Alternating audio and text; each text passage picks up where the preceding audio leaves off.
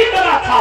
سب رو پڑے۔ صحابہ نے عرض کیا ہمارے ماں باپ اسی طرح سے سن لو۔ اللہ اللہ حضرت علامہ عثمان ابن حسن رضی اللہ تبارک و تعالیٰ عنہ اپنی کتاب میں لکھتے ہیں، میری بہنوں کی توجہ، اللہ کے حبیب علیہ السلام کا ظاہری دور ہے، آقا علیہ السلام اپنے صحابہ کے جھوٹ پہ جلوہ گر ہے۔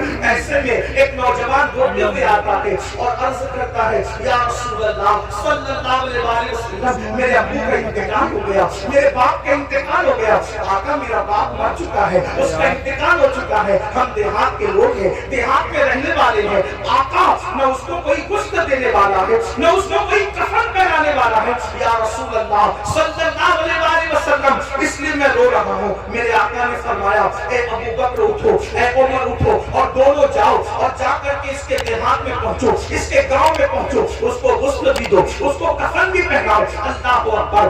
جب صدیق اکبر فاروق اعظم میرے آقا کے دونوں یار شیخین قریبین اٹھے اور دیہات میں پہنچے تو جیسے میت کے قریب گئے غسل دینے کے لیے چہرے سے چادر ہٹائی، چہرے سے چادر ہٹائی تو کیا دیکھا کہ اس کا منہ، میت کا منہ کالے سور کی طرح ہو گیا، کالے خنزیر کی طرح ہو گیا۔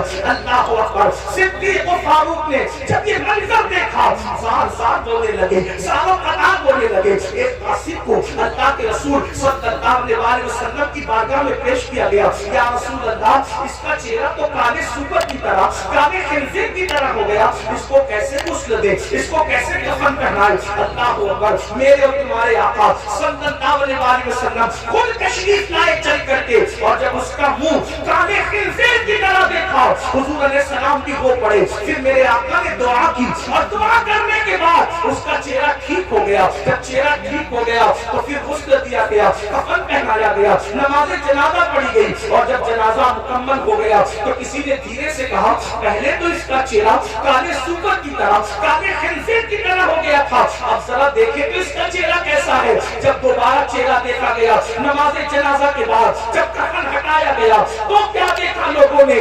اب بھی اس کا چہرہ کالے سور کی طرح، کالے خنزیر کی طرح تھا۔ سب رو پڑے۔ صحابہ نے عرض کیا ہمارے ماں باپ آپ پر قربان یا رسول اللہ صلی اللہ علیہ وسلم، اس کا چہرہ بار بار کالے سور کی طرح، کالے خنزیر کی طرح کیسے ہو جاتا ہے؟ تو میرے آقا نے اس کے بیٹے کو بلا کر کے پوچھا یہ بتا تیرے باپ کا چہرہ کالے سور کی طرح کیوں ہو جاتا ہے بار بار؟ اس نے عرض کیا یا رسول اللہ صلی اللہ علیہ وسلم، میرا باپ کوئی گناہ نہیں کرتا تھا، بس اس کی کمی یہ تھی کہ جب نماز کا وقت آتا تو وہ سو جایا کرتا تھا، وہ نماز نہیں پڑھتا تھا۔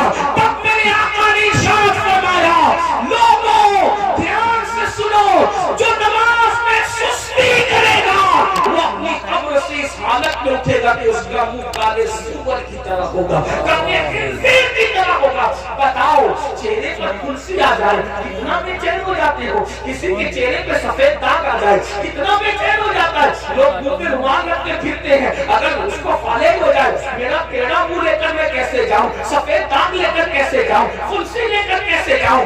اپنے جیسے انسانوں کے سامنے جب یہ عیب لے کر نہیں جاتے، جس کو ڈاکٹر درست کر سکتا ہے وہ عیب لے کر نہیں جاتے۔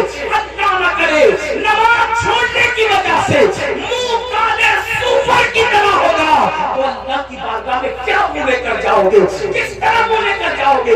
اور سن لو دنیا کے امتحان میں اگر ناکام ہو گئے تو پھر کامیابی کے چانسز ہے، مگر آخرت کے امتحان میں اگر ناکام ہوئے پھر کامیابی کا کوئی چانس نہیں ہے۔ پہلی اور آخری مرتبہ موقع ملے گا، کیا تیاری کی اس کے لیے؟ نہیں، ہمیں ٹائم نکالنا ہوگا۔ بڑی معذرت کے ساتھ ایک بات اور آپ سے کہوں، آج میری قوم کے دماغ میں ایک خط ہے، نہیں ہم تو غوث پاک کے ماننے والے، ہم تو غریب نواز کے ماننے والے، ہم تو اعلیٰ حضرت کے ماننے والے، ہم تو شاہ برکت اللہ کے ماننے والے، تو ہمیں کیا ہوگا؟ ہم نے تو زنا کر کے بھی جنت ہی، ہم نے تو نماز چھوڑ کے بھی جنت ہی، ہم نے تو پوری زندگی قرآن کو ہاتھ نہیں لگایا، تو پھر کیا ماننے والے کتنے بڑوں کے، جتنے بڑوں کے ماننے والے ان کی بڑائی میں مجھے کوئی شک نہیں، لیکن ایک بات ضرور کہتا ہوں جب نوح علیہ السلام کا بیٹا جہنم میں جا سکتا ہے، سلبی بیٹا، اور قرآن پھر اس کا نسب بھی کاٹ کر کے اعلان کرتا ہے لیس من اہلک، کہ آپ کی اولاد سے نہ تھا۔ تو جب سگے بیٹے کا نسب کٹ سکتا ہے تو پھر نام نگاہوں کا رشتہ نسبتیں کیوں نہیں کٹ سکتی؟ وہ شخص دوستان تک کیسے ہو سکتا ہے جو نماز دی؟ کیونکہ دوستان کہہ چکے کہ بے نمازی مرے تو اسے مسلمان کی قبرستان میں دفن نہ